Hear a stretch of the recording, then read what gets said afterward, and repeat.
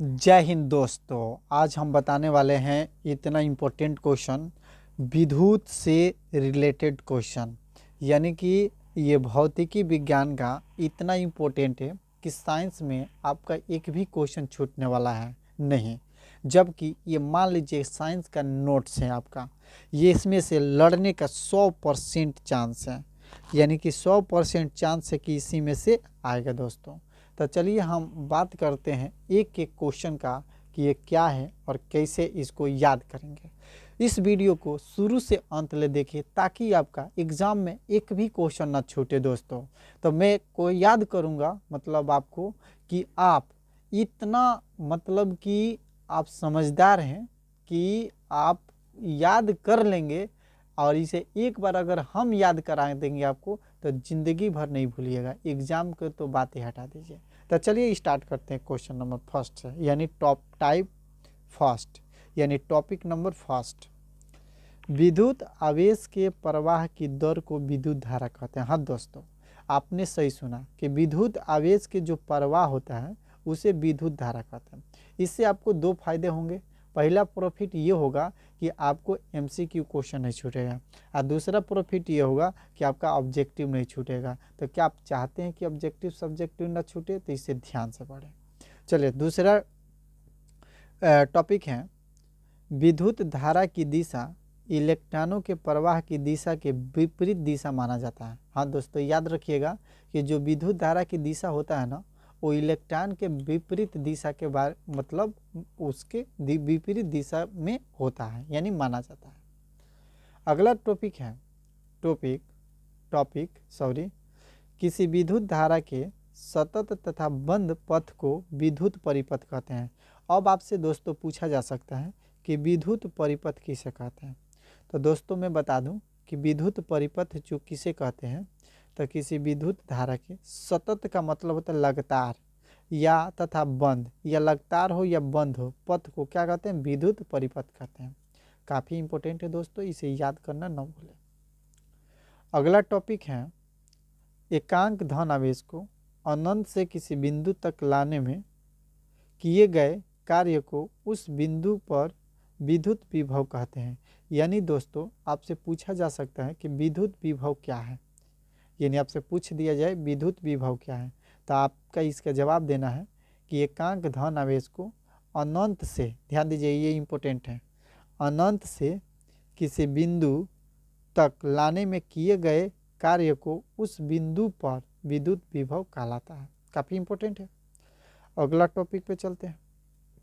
विद्युत धारा की दिशा उच्च विभव से निम्न विभव की ओर जाता है। देखो दोस्तों, ये क्वेश्चन 100% आपसे पूछा जाएगा, 100% गारंटी के साथ, कि विद्युत धारा की जो दिशा होती है उच्च विभव से निम्न विभव की ओर होती है। ठीक है, याद रखिएगा। अगला स्टेप है, दो बिंदुओं के बीच विद्युत विभव के अंतर को विभवांतर कहते हैं। अब आपसे पूछा जा सकता है कि विभवांतर किसे कहते हैं, तो आप क्या जवाब देंगे कि दो बिंदुओं के बीच के विभव को क्या कहा जाता है? अंतर को विभवांतर कहा जाता है। काफ़ी इंपॉर्टेंट है दोस्तों। अगला टॉपिक है, इलेक्ट्रॉन निम्न विभव से उच्च विभव की ओर प्रवाहित होता है।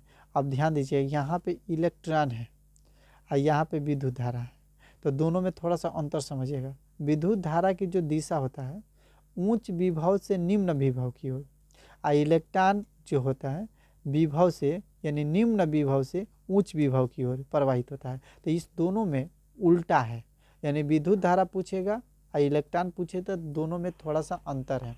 इसको थोड़ा सा ध्यान से देखिएगा दोस्तों, ठीक है, ज़्यादा अंतर नहीं है, अपोजिट है। अगला ये टॉपिक 100% आपसे पूछा जाएगा। ये 100% आपका मान लीजिए क्वेश्चन पेपर में छाप दिया गया है। विद्युत धारा का माप किस में किया जाता है बाबू? तो ए मीटर में किया जाता है। ए मीटर में विद्युत धारा जो मापा जाता है, आपसे पूछा जाएगा कि विद्युत धारा किस में मापा जाता है, तो याद रखिएगा कि ए मीटर में। अगले टॉपिक पर चलते हैं, नियत ताप पर किसी चालक में प्रवाहित होने वाली विद्युत धारा उस तार के सिरों के बीच विभवांतर के अनुपाती होता है, इसे ओम का नियम दे दें। देखो अब ये तो हम कहेंगे 110% इम्पोर्टेंट है, यानी कि 110% चांस है कि वही करेगा। ये लिख के रख लो, नहीं तो मैं अपना चैनल डिलीट कर दूंगा, मैं इतना का तुमको गारंटी देता हूँ। ठीक है दोस्तों, ये ओम का नियम समझ लो कि छाप दिया गया है। तो कैसे याद करेंगे, उच्च चालक के सिरों के बीच विभवांतर, यहाँ से स्टार्ट करेंगे। नियत ताप पर किसी चालक में प्रवाहित होने वाले विद्युत धारा उस चालक तार के सिरों के बीच विभवांतर के अनुक्रमपाती होता है, इसे ओम का नियम कहते हैं। तो दोस्तों ये काफ़ी इम्पोर्टेंट है, ये क्वेश्चन हमें आता है। इस बार इसका 2023 का VVI क्वेश्चन है, तो इसे याद करना ना भूलें। अगले टॉपिक पर चलते हैं बाबू। अगला टॉपिक भी काफ़ी मज़ेदार है और काफ़ी इम्पोर्टेंट है। अगला जो टॉपिक है इसको ध्यान से देखिए। अगला जो टॉपिक है कि प्रतिरोध चालक का वह गुण है जो अपने में प्रवाहित होने वाले आवेश का विरोध करता है। दोस्तों, प्रतिरोध चालक का वह गुण है जो अपने में प्रवाहित होने वाले आवेश का विरोध करता है। देखिए दोस्तों, ये टॉपिक जो है ये आने का थोड़ा कम चांस है, तो मैं नहीं कहूँगा तो इसे आप याद कर लीजिए, ठीक है ना। आप ये कम चांस है कि आएगा, लेकिन ये ओम के नियम है ना दोस्तों, तो ये काफ़ी इम्पोर्टेंट है। ठीक है, ये साइंस का नोट्स आपके लिए ये एथी साबित होगा, रामबाण साबित होगा। समझिए कि जहाँ याद करके जाइएगा तो आपका ये क्वेश्चन भी छूट नहीं पाएगा, ये रामबाण समझ लीजिए एक तरह से। ठीक है, अब चलिए अगले क्वेश्चन पर चलते हैं, यानी अगला टॉपिक पे। अगला टॉपिक बाबू ये रट लो रट लो रट लो, मैं कहता हूँ कि रट लो। प्रतिरोध का ये सही मात्रक जो होता है वो ओम होता है। दोस्तों ये इतना इम्पोर्टेंट है कि मैं क्या बताऊँ, अब याद करो, अपने आँख बंद करो, आप बोलो प्रतिरोध का ये सही मात्रक क्या होता है, तो ओम होता है। ओके, अगला टॉपिक देखो कैसे याद करोगे। विद्युत धारा का ये सही मात्रक होता है तो एम्पियर होता है। विद्युत धारा एम्पियर, विद्युत धारा एम्पियर, प्रतिरोध तो ओम। देखो प्रतिरोध तो ओम, विद्युत धारा तो एम्पियर, ये दोनों इम्पोर्टेंट है। अगला भी इम्पोर्टेंट है बाबू, ये भी तीनों के तीनों इम्पोर्टेंट है। विभवांतर का ए सही मात्रक बाबू होता है, तो जानते हो बच्चों क्या होता है, वोल्ट होता है, याद रखना। विभवांतर का ए सही मात्रक वोल्ट होता है। मैं ये कह रहा हूँ दावे के साथ कि आप ये तीनों में से एगो आपके क्वेश्चन पेपर में छाप दिया गया है, आप अभी से याद कर रहे हैं, रामबाण जाके चलाइए, एक भी क्वेश्चन छूटने वाला नहीं है। चलिए दोस्तों अगले टॉपिक पर चलते हैं। टॉपिक नंबर 3, ये क्वेश्चन आने का काफ़ी कम चांस है, ये मैं नहीं कह सकता हूँ कि ये आएगा, लेकिन ये बस समझ लीजिए। किसी धातु के एक समान चाल का प्रतिरोध उसकी लंबाई के अनुकंपाती तथा उसकी अनुप्रस्थ काट के क्षेत्रफलों के व्युत्क्रमानुपाती होता है। तो ये क्वेश्चन थोड़ा सा कम चांस है आने का, क्योंकि ये 2017 में आया था, इस बार आने का काफ़ी कम चांस है। ठीक है दोस्तों, चलते हैं बाबू अब क्वेश्चन अगले टॉपिक पे। देखिए अगले टॉपिक पर चलते हैं, तो अगला टॉपिक काफ़ी इंपॉर्टेंट आने वाला है। ये देखिए, प्रतिरोधकता का एसआई मात्रक ओम मीटर होता है। देखो प्रतिरोध का ओम होता है, दिमाग लगाओ, प्रतिरोध का ओम होता है। अब प्रतिरोधकता जहाँ पूछ दिया तो क्या हो जाएगा बाबू, ओम मीटर हो जाएगा। प्रतिरोधकता का एसआई मात्रक ओम मीटर, याद रखना। ठीक है, चलो ये क्वेश्चन देखते हैं अगला। श्रेणी क्रम में संयोजित प्रतिरोधों का समतुल्य प्रतिरोध समांतर क्रम में संयोजित प्रतिरोधों के समतुल्य से बड़ा होता है। किसी विद्युत परिपथ में उपयुक्त अथवा क्षयित विद्युत ऊर्जा की दर को विद्युत शक्ति कहते हैं। यानी देखो दोस्तों, यहाँ से यहाँ तक का डिफिनीशन ना, आपको एक लाइन का ये डिफिनीशन है, इसको रट जाइएगा। देखिए हमारा बात मानिए ना, तो आप रट जाइएगा। क्या रटिएगा, तो विद्युत ऊर्जा की जो दर होता है उसे विद्युत शक्ति कहते हैं। जो विद्युत ऊर्जा की दर होता है उसे क्या कहते हैं, विद्युत शक्ति कहते हैं, याद रखना। इसका फॉर्मूला होता है P बराबर VI अथवा P बराबर I² या V²। ये तीनों में से कोई आपसे MCQ में पूछ देगा। देखो क्या पूछेगा, मैं बताता हूँ। शक्ति को इंग्लिश में पावर बोलते हैं, शक्ति को इंग्लिश में क्या बोलते हैं, पावर। पावर बराबर होता है VI, ध्यान रखना है। अब पूछ देगा इनमें से कौन शक्ति का फार्मूला है, तो आपसे ये भी दे देगा या तो ये दे देगा, ये तीनों में से कोई एगो दे देगा, आपसे कोई बताना है, तो याद रहेगा तभी ना बताइएगा। तो शक्ति यानी पावर का फार्मूला होता है VI, volt into ampere. I है करंट, इसका मतलब होता है P इक्वल टू करेंट के स्क्वायर इंटू R। तो ये इसका फॉर्मूला हो गया। ठीक है, अगला टॉपिक देखिए, विद्युत शक्ति का ये सही मात्रक वाट होता है। देखो बहुत इंपॉर्टेंट और बहुत ही मजेदार क्वेश्चन। जो विद्युत शक्ति होता है बाबू, उसका ये सही मात्रक क्या होता है, वाट होता है। तो ये बहुत इंपॉर्टेंट है दोस्तों। 1 किलोवाट बराबर 1000 वाट होता है। 1 किलोवाट बराबर कितना होता है, 1000 वाट। ये कोई पूछ दे, आप बताइए कि 1 kg में कितना ग्राम होता है, 1000। तो इस तरह 1000 वाट हो गया। तो दोस्तों काफ़ी इंपॉर्टेंट क्वेश्चन है, आप इसे मिस ना करें। अगले क्वेश्चन पे हम लोग चलते हैं। अगला क्वेश्चन है कि विद्युत ऊर्जा का व्यवहारिक मात्रक किलोवाट घंटा होता है, जिसे सामान्य बोलचाल में यूनिट कहते हैं। देखो दोस्तों, ये क्वेश्चन तो मैं नहीं कह सकता हूँ कि पूछेगा, लेकिन देखो तुम लोग याद कर लोगे तो तुम लोगों का भला होगा। ठीक है, विद्युत ऊर्जा का जो व्यावसायिक मात्रक है किलोवाट घंटा होता है। ठीक है, इसे याद रखना। इसको यूनिट भी कहा जाता है। ओके, ये इम्पोर्टेंट है।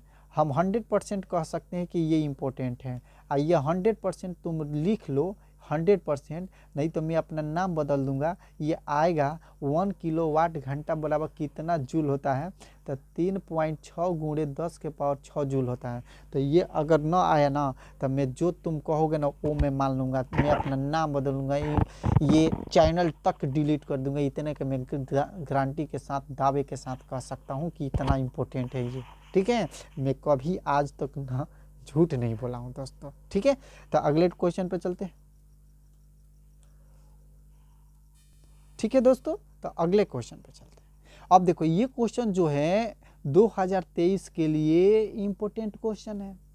बल्ब के तंतुओं को बनाने के लिए टंगस्टन का यूज किया जाता है। ये तो सबको मालूम है, लेकिन है याद रखिएगा, इसका गलनांक होता है 3380 डिग्री सेल्सियस, माने 3380 डिग्री सेल्सियस। माने इतना से ज़्यादा हो तो गल जाई और ना हो तो एक बाप नहीं खन गला सक। ठीक बाबू, चलो अगला टॉपिक है। अगला है, प्रायः बल्बों में रासायनिक दृष्टि से अक्रिय नाइट्रोजन तथा आर्गन गैस भरी जाती है। अब आपसे कोई पूछ दे कि जो बल्ब होता है ना बाबू, उसमें कौन सी गैस भरी जाती है, तो याद रखना इसको अक्रिय गैस या नाइट्रोजन और आर्गन गैस भरी जाती है। याद रखिएगा, नाइट्रोजन और आर्गन गैस भरी जाती है। चलिए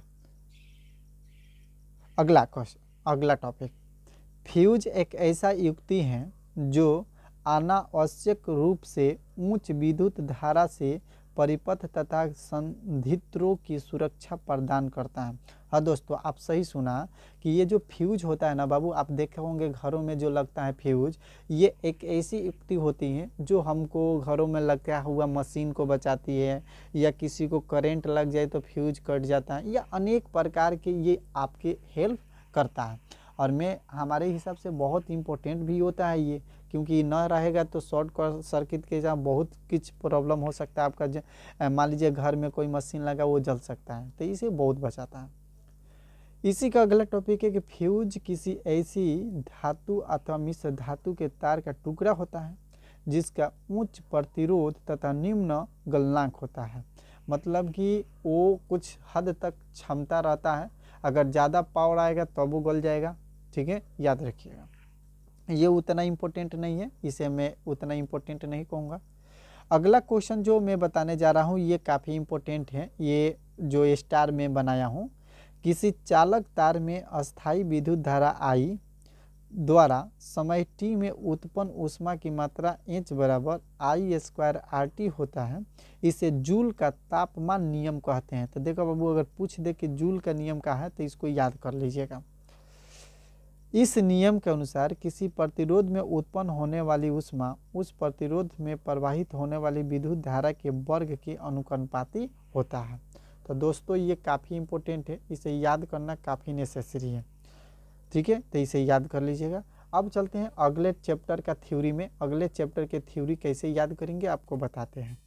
अब देखिए, अब दोस्तों आ गया अगला चैप्टर का नोट्स। इसे नोट्स आप पढ़ेंगे या VVI टॉपिक है ये। अब हम लोग पढ़ने वाले हैं विद्युत धारा के चुंबकीय प्रभाव से कितने नोट्स बन सकते हैं, कौन कौन ऐसे क्वेश्चन है जो कि काफ़ी इम्पोर्टेंट हैं, इसको हम लोग अब इस वीडियो में देखेंगे।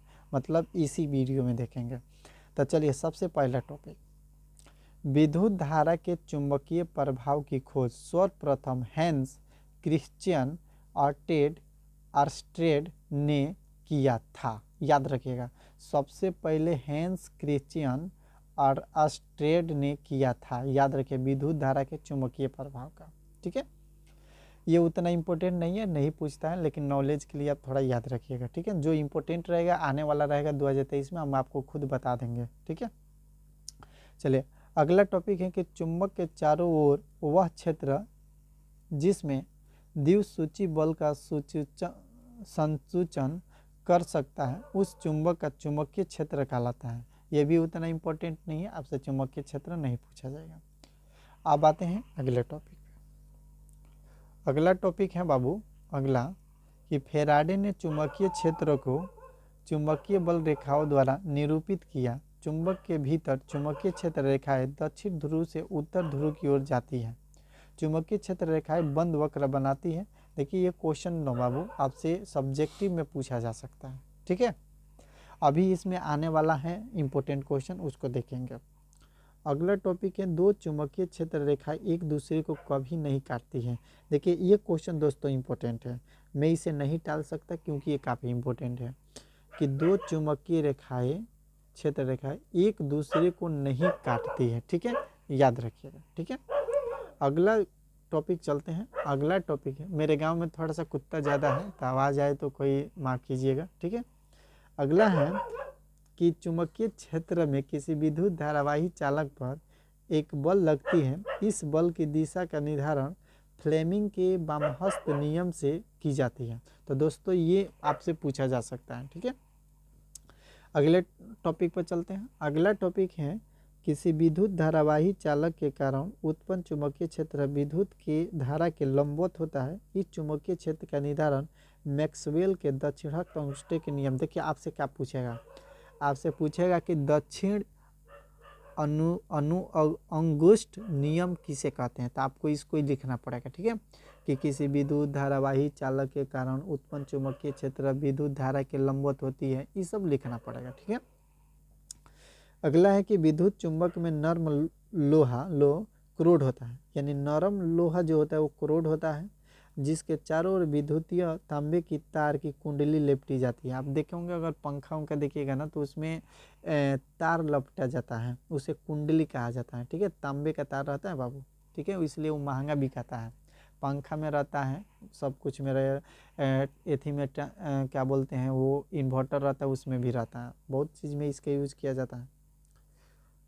विद्युत चुंबकीय प्रेरण एक ऐसी परिघटना है जो कुंडली में विद्युत धारा प्रेरित होता है जब कुंडली में संबंध चुंबकीय क्षेत्र परिवर्तन होता है। ये थोड़ा इम्पोर्टेंट नहीं है, इसको याद नहीं भी करेंगे तो चलेगा। विद्युत मोटर विद्युत ऊर्जा की यांत्रिक ऊर्जा को देखिए ये क्वेश्चन डबल स्टार आप कहेंगे तो हम लगा देंगे। ये क्वेश्चन आपसे पूछने वाला है कि जो विद्युत मोटर होता है ना बाबू, वो विद्युत ऊर्जा को यांत्रिक ऊर्जा में बदलता है। ठीक है, याद रखिएगा। ठीक है, अगला है कि विद्युत जनित विद्युत चुंबकीय प्रेरण सिद्धांत पर कार्य करता है। यह यांत्रिक ऊर्जा को विद्युत ऊर्जा में बदलता है। देखो ये भी याद रखिए, यांत्रिक ऊर्जा को विद्युत ऊर्जा में बदलता है कौन, तो विद्युत जनित्र। ठीक है, ये भी बहुत इंपॉर्टेंट है। और ये तो उतना नहीं है कि विद्युत परिपथ में लघु पतन अथवा अतिभारण के कारण, देखिए लघु पतन अतिभारण माने कभी लोड बढ़ जाता है और कभी करंट घट जाता है, कभी करंट बढ़ जाता है। होने वाली हानि को सुरक्षा की सबसे महत्वपूर्ण युक्ति जो होता है वो फ्यूज होता है। तो सबसे अच्छा युक्ति जो होता है वो फ्यूज होता है। तो दोस्तों ये काफ़ी इम्पोर्टेंट क्वेश्चन है, आप इसे भूले ना, इसे कुछ भी हो जाए आप याद जरूर करें। ठीक है, अब ज़्यादा नहीं है, अब थोड़ा सा एक चैप्टर का और नोट्स बचा है, इसको समझा दें उसके बाद रहने देंगे। ऊर्जा के स्रोत, देखिए दोस्तों ऐसे पदार्थ जिनके दहन से ऊष्मा उत्पन्न होता है वे ईंधन कहलाते हैं। माने अगर किसी चीज़ को जलाइए और उसमें से ऊष्मा निकले उसे क्या कहेंगे, ईंधन कहेंगे। ठीक है, कोयला पेट्रोलियम एवं प्राकृतिक गैस जीवाश्म ईंधन है जो ऊर्जा के अनवीकरणीय स्रोत हैं। ठीक है, याद रखिएगा। ऐसे ऊर्जा स्रोत जिसमें ऊर्जा बार बार प्राप्त किया जा सकता है नवीकरणीय का था, माने जमुना से जैसे सूर्य। अब बाबू बताइए सूर्य को बार बार आप ऊर्जा ले सकते हैं। ठीक है, अगला है कि पादप एवं जंतु के ऐसे उत्पाद जिनका उपयोग दहन के लिए किया जाता है जीव मात्रा कहलाता है। ये इम्पोर्टेंट नहीं है, ये इम्पोर्टेंट है। ओके, जैव गैस का मुख्य अवयव मीथेन है जो धुआं उत्पन्न किए बिना जलता है। मतलब मीथेन एक ऐसा है जो धुआं नहीं देगा और जलेगा, ऊष्मा देगा। ठीक है, और ये इम्पोर्टेंट नहीं है इसलिए नहीं बता रहे। इतना जो चीज़ें था वो काफ़ी इम्पोर्टेंट था। अब फिर आपको मिलते हैं अगले सब्जेक्ट के नोट्स में। जय हिंद दोस्तों। वीडियो अच्छा लगे तो लाइक कीजिए, कमेंट कीजिए और चैनल को सब्सक्राइब कीजिए, और ना मन करे तो आप किसी पास शेयर भी कर दीजिए। Thank you. अब जय हिंद दोस्तों।